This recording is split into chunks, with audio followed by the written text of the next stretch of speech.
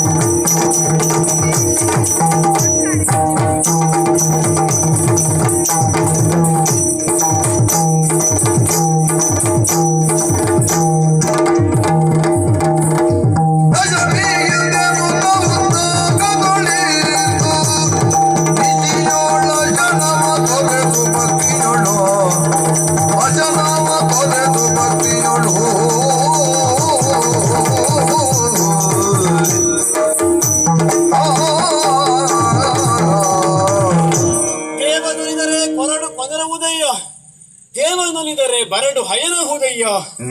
ಹೀಗೆ ಪ್ರಾಜ್ಞರಾಡಿರುವಂತಹ ಮಾತು ಚಂದ್ರಹಾಸನ ಜೀವನದಲ್ಲಿ ಎಷ್ಟೊಂದು ಸತ್ಯವಾಗಿ ಪರಿಣಮಿಸಿತಲ್ಲ.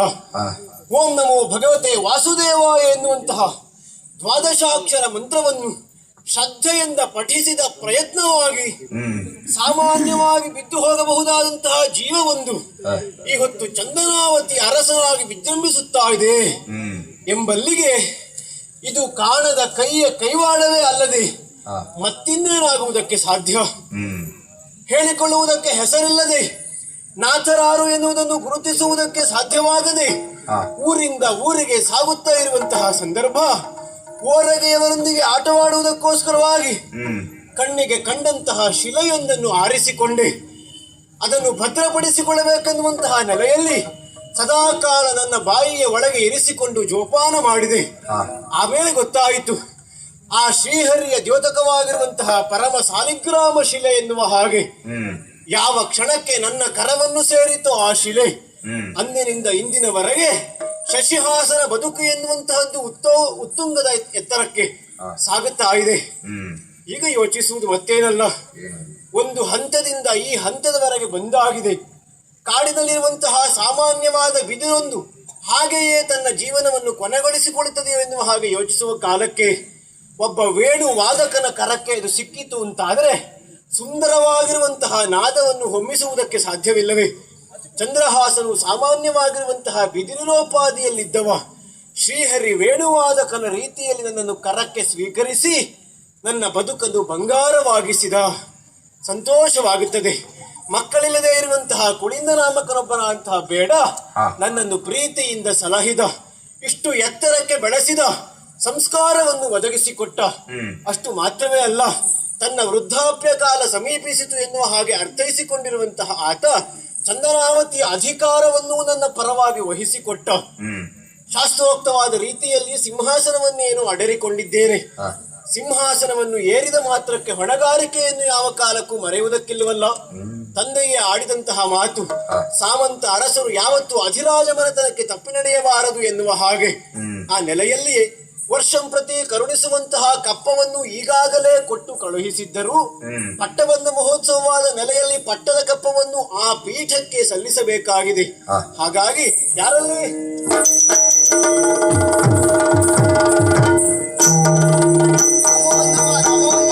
ಶುಭವಾಗಲಿ ಅಂತೇಳಿ ತಡ ಮಾಡುವುದಲ್ಲ, ಆದಷ್ಟು ಬೇಗ ಈ ಊರನ್ನು ಬಿಡಬೇಕು, ಹೊರಡಬೇಕು. ವ್ಯಾಪಾರ ಅಂತ ತಪ್ಪು ನಾವು ಏನ್ ಮಾಡಿವ್ರಿ? ಊರು ಬಿಡುವಂತ ತಪ್ಪು ನಾವ್ ಏನ್ ಮಾಡಿವ್ರಿ ಅಪ್ಪ?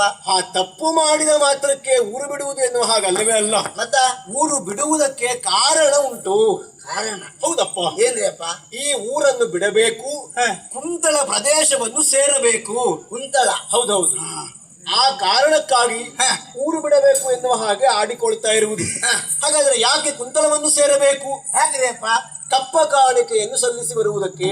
ಬರ ಏನು ಸಂಪ್ರತಿ ಕೊಡ್ಬೇಕಾದ್ದೆಲ್ಲ ಕೊಟ್ಟಾತಲ್ರಿ. ಹೌದೇ ಹೌದು. ಮತ್ತೀಗ ವಾರ್ಷಿಕ ಕಪ್ಪ ಈಗಾಗಲೇ ಸಲ್ಲಲ್ಪಟ್ಟಿದೆ. ಹಾ. ಆದರೆ ಇದು ಪಟ್ಟದ ಕಪ್ಪ. ನಾನು ಸಿಂಹಾಸನವನ್ನು ಏರಿಕೊಂಡ ದ್ಯೋತಕವಾಗಿ ಗೌರವ ಪೂರ್ವಕವಾಗಿ ಕಳುಹಿಸಿಕೊಡುವಂತಹ ಕಪ್ಪ. ಹಂಗ ಹೌದೇ ಹೌದು.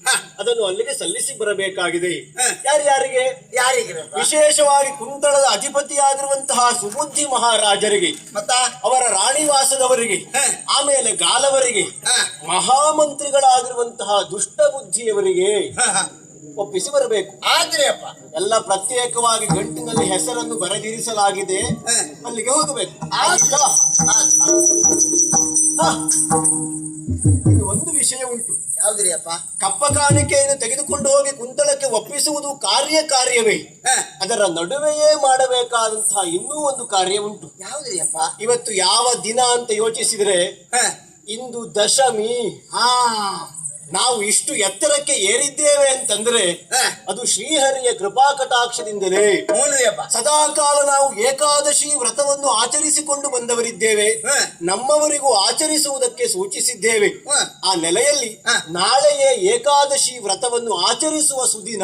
ಹಾ ಈಗ ಪ್ರಯಾಣದಲ್ಲಿರುವಂತಹ ನಿಮ್ಮನ್ನು ನೆನಪಿಸಿ ಕಳುಹಿಸಿಕೊಡುವಂತಹದ್ದು. ಹ.